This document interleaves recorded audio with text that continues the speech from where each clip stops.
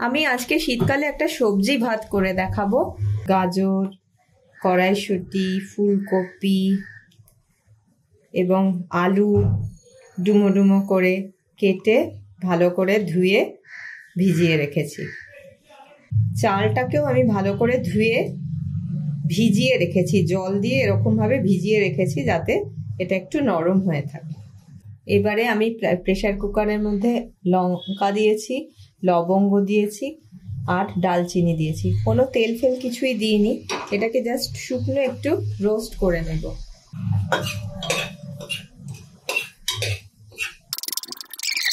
এটা একটু রোস্ট যে হয়ে গেল, তার মধ্যে আমি দিয়ে দিচ্ছি এবার আমার কেটে রাখা সবজিগুলো।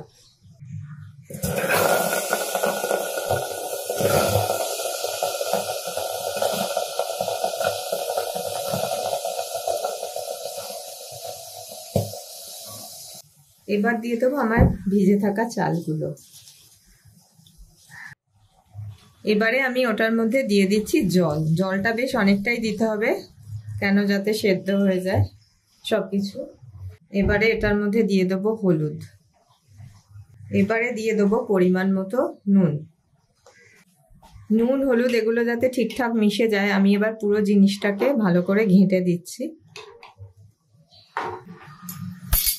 আর সবার শেষে আমি এতে একটুখানি ঘি দিয়ে দেবো, তাও খুবই অল্প, 1 চামচ মতো ঘি দিয়ে দেবো। এবারে প্রেসার কুকারের মুখটা আমি আটকে দেব।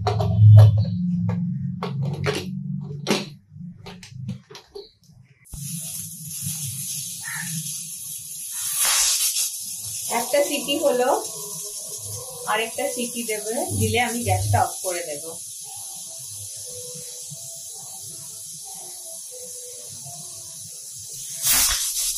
দু নম্বর সিটিটা হলো, আমি এবার গ্যাসটা অফ করে দেব। দুটো সিটি দেওয়ার পর এটা রেখে দিয়েছিলাম, এবার ভেপারটা পুরো বেরিয়ে গেছে দেখুন।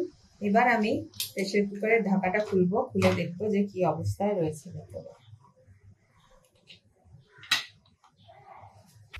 আমি হাতা দিয়ে নেড়ে দেখবো। এই দেখুন আমার কপি টপি সব সুন্দরভাবে গোটা গোটা রয়েছে। আমি ধনেপাতা ভালো করে কেটে ধুয়ে রেখে দিয়েছিলাম, এটাকে এটার উপরে ছড়িয়ে দেব। ছড়িয়ে দিয়ে আবার ঢাকাটা দিয়ে এটাকে জাস্ট ঢাকা দিয়ে রেখে দেবো, যাতে ধনেপাতার গন্ধটা এটার মধ্যে পুরো ছড়িয়ে যায়।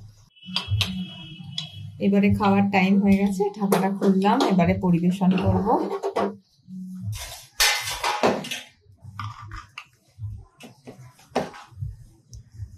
সুন্দর গন্ধ বেরিয়েছে ধনেপাতার।